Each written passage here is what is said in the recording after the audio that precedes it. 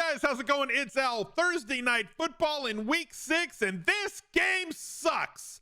But there's a DraftKings Showdown, so somebody has to win it, and it might as well be us. So we're going to take a look at everything that you guys need to know about all the trash players on these horrible offenses and bad teams. And I apologize if you are a fan of either one of them. Go Bears, go Commanders, go football team, whatever. I'm not insulting you or your city or your family, but this game is trash and I have to talk about it, and I am not happy about any of it. But I'm going to give it my full attention and my full energy just for you, because I know that's why you're here. So let's go. He's a legend. The first thing we're going to do on this piece of trash game is we're going to take a look at all the totals that they have on Underdog Fantasy. You can use promo code ALSMIZZLE, ALSMIZZLE, to get up to a $100 deposit bonus on your first deposit to the site. You can use that.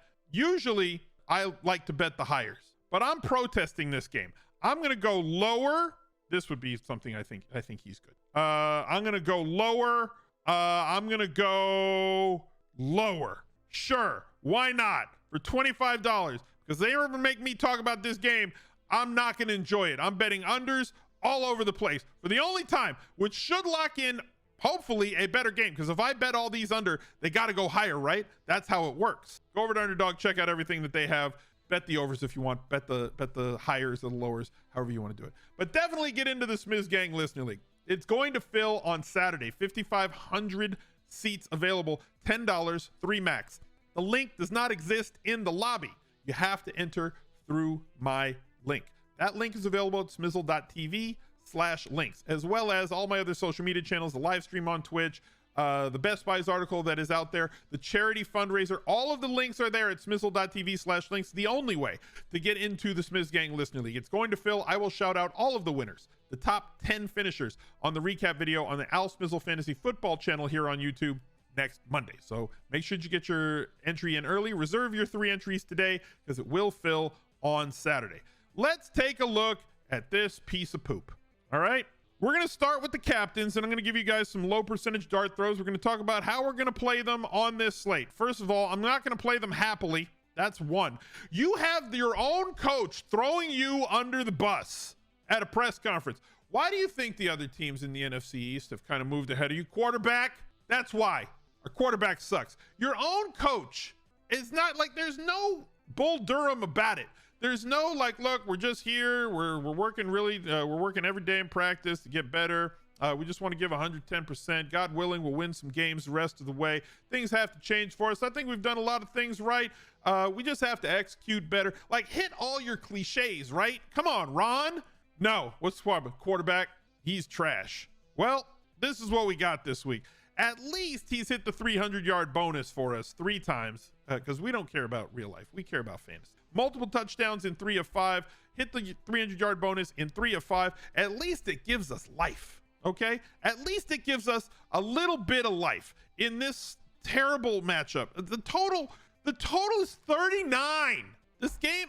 So if you're going to have Carson Wentz as your captain, make sure that you've got a couple of his pass catchers to go along with him. The first thing that we have to discuss is Jahan Dotson.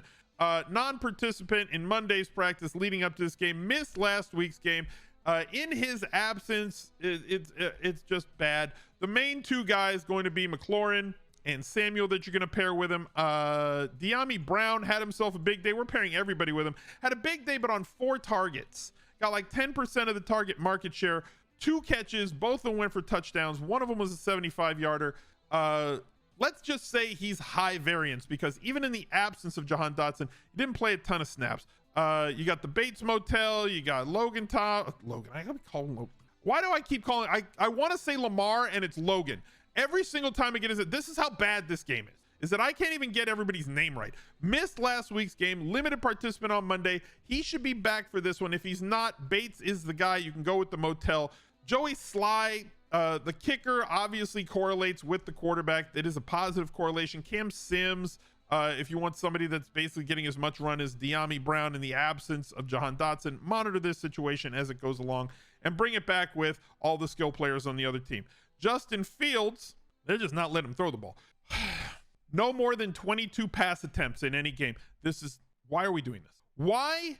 I'm sure that the brigade of people who are going to tell me that Justin Fields is actually bad is going to pop up in the replies, because they love they are card carrying members and they love waving that flag.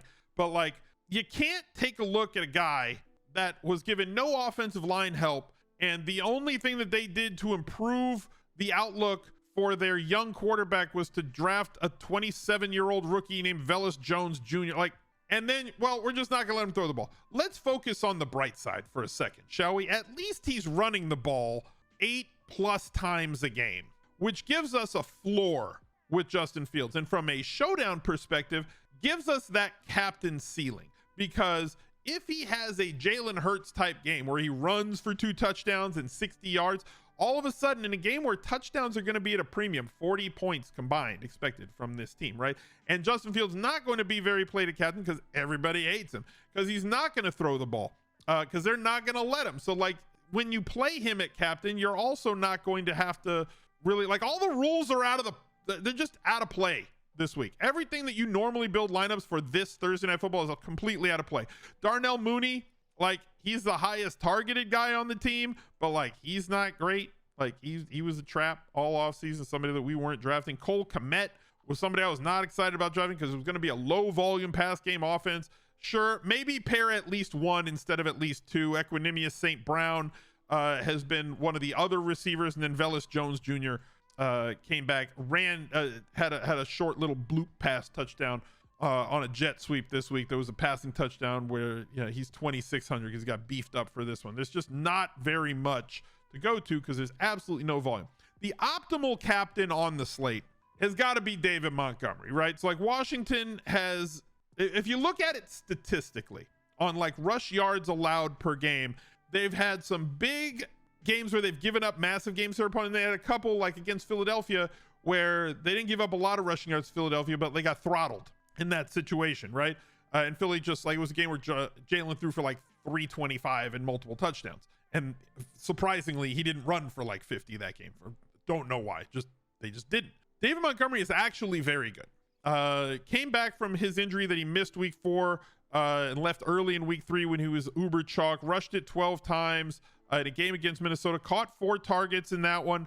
He's your optimal guy to be in captain. Highest touchdown projection on the slate. And you're going to have a lot of people with you. So unless you massively overweight him in captain or fade him altogether in captain, if you're building a lot of lineups, it becomes really tricky. Mooney is kind of an outlier. He's like the long shot captain, right? Where like, I don't want to have a lot of shares of him, but because of his profile, 39-yard catch in week 5, 56-yard catch, very good downfield ability. If he catches one on the run, he could get you 100 yards receiving, as we saw him get 94, even in a low volume pass game offense. Kind of like I was talking about with De'Ami Brown, high variance, right? Absolutely no touchdowns. They just don't throw the damn ball. And one of the touchdowns is on a bloop pass on a jet sweep. So like, he's the long shot captain on that Chicago Bears team. On the other side, Terry McLaurin has at least had service, but has only scored 1 touchdown. With the amount of targets that he gets, the amount of catches, and the fact that he is their most talented wide receiver at the captain spot or on the roster, it makes sense that he would have the highest ceiling on this team outside of Curtis Samuel, who's getting all the volume, but like an absurdly low, like almost Rondale Moorian sort of ADOT. They're just not throwing the ball to him down the field, but his usage has been tremendous. 8 targets, 7 targets, 10, 9, 11. Like, the ball's coming his way a lot. And when you factor in that DraftKings has just the way it is scored with full PPR and bonuses, he is a really good floor play who's going to have to make something happen outside of his skill set, right? For him to have a monster day where Terry McLaurin just has to run under a ball, kind of like De'Ami Brown did twice last week, for him to be the optimal captain. So Samuel is in that discussion, but not really somebody that I want to roster in. Like, I'll have some allocation of him because of the chance that it happens, but he's not a core captain for me. That would basically be the 2 guys, Montgomery, McLaurin, Wentz. You can go with Fields. He'd probably be like my 5th highest captain, than Mooney as a dart throw. I have to talk about the running back situation in Washington because it is a mess. Antonio Gibson has seen his snap percentage and running back touch share on the team go down every single week. We saw Brian Robinson come back from missing 4 games because shot twice. Thank God he's back. Love the talent. Happy for the kid. Saw the highest share of running back touches on the Commanders last week with like 30 something. Then was Gibson right behind him. And then behind them was McKissick, who basically is now only being used as a passing game back. On all 3 of them. It's really bad. It's a bad situation for all 3. Prepare yourself to be completely frustrated because there is no predictability or projectability for any of them if all of them get less than 40% of the snaps and less than 40% of the touches. You're hoping that one of them stumbles into the end zone. Like, this game is so frustrating all around at this point. What we can hope for, whether it's going to happen this week or moving forward, is that Brian Robinson plays himself back into shape and takes over the first and second down role on the team, as well as the inside the 5 carries. That's where things were skewing during the preseason. I'm not sure that we're there yet, but if he was to get like 55 to 60% of the running back touches, which is kind of the share that Austin Eckler gets, he's not going to get a lot of usage in the passing game. You can hope for like 2 targets a game. They use McKissick a little bit more in the passing game, or the way that they have, and then use Gibson a little bit more in the passing game, where both of them kind of split 30% of the market share and Robinson gets about 50 to 60. Yes, that means they're going to play 2 of them at the same time in some times because it adds up to more than 100. That would be the optimal situation. I have no idea if that is going to materialize this week for Thursday night. Like I said, this game sucks. Taking a quick look at some low percentage dart throws in the flex. These are the guys that we've tried to start to highlight for you guys that could be under 25%. One of them being Equanimous St. Brown. He definitely has some big playability. You know that they are using him in multiple different ways. Has 1 touchdown on the year. This is going to be a low percentage play in flex for the simple fact that his price is a little restrictive at $4,800. And like I said, throw all the rules out on this one because it's just 2 really sloppy offenses with high turnover percentages. He's sitting at the same place as like the kickers who project for higher than he does, and the defenses that project at or higher than he does. So that's going to hold his percentage down. He's playing more than enough snaps, running more than enough routes to make an impact on a game if he was to wander into the end zone. Another one would be Velus Jones Jr. at 2,600 in the flex. Played 2 games so far this year, back from a preseason injury. They drafted this kid to be a big part of this offense. They're easing him in. But on a bright side, he was utilized inside the 5-yard line. He is in their goal line package and caught that bloop pass for a touchdown last week. Thomas, if he comes back from injury at 2,200, he was limited at Monday's practice, but at least he was out there. So having that time off, we get to see maybe if he's back. If he's not, Bates plays, but I don't think a lot of people are going to flock towards being on Thomas.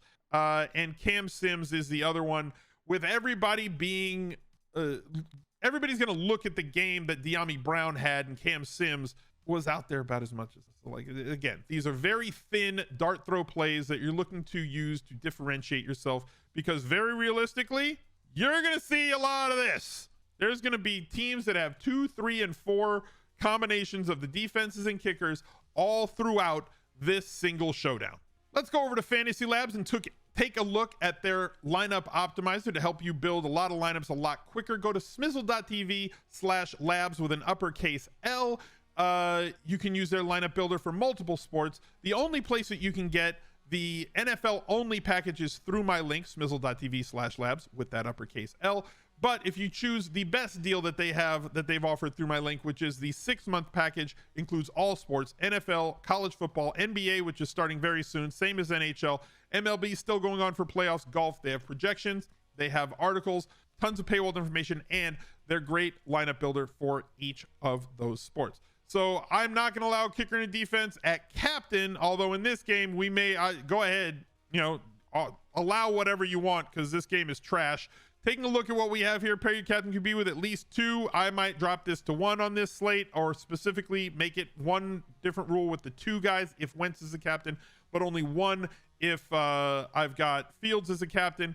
At most 1 defense and kicker in most of my lineups. I might expand that to 2 for this one, maybe 3. Chad is saying that I should make it 4 for this game. Pair your captain wide receiver with their quarterback. Pair your captain tight end with their quarterback. That's probably only going to exist with your Commanders teams. And pair your captain quarterback with at least 1 skill position player from the opposing team. Apply those settings. Make sure that you build your group or your custom one so that you have at least 1 player where the projected is less than 20%. I like to focus those on a running back, a wide receiver, or a tight end, very specifically. And then go to the lineup builder, make it build 150 lineups, generate, and realize that you're going to have to manicure these to make sure that it's building the combinations and the allocations that you want at each position, specifically at captain. It's never just as quick as click generate, upload, and print money. So you have to take your time. It does definitely consolidate the amount of time that you have to spend looking at it. If you have a full-time job, they do a lot of the work for you at Fantasy Labs in order to present you with really good projections and the ability to build multiple lineups. And we had somebody in our community, Dallas Jayhawk, take down the Minimax, the 50-cent tournament, for over $1,000 this week. So if you have not tried your hand at mass multi-entry, there are very cheap ways to get about doing that. You don't have to enter it in the big one for multiple thousands of dollars. You can get after it for 10 cents, 25 cents, 50 cents on a main slate or on a showdown. So go support the people that support us. Go check out Fantasy Labs and look out for another video right there. He's a legend.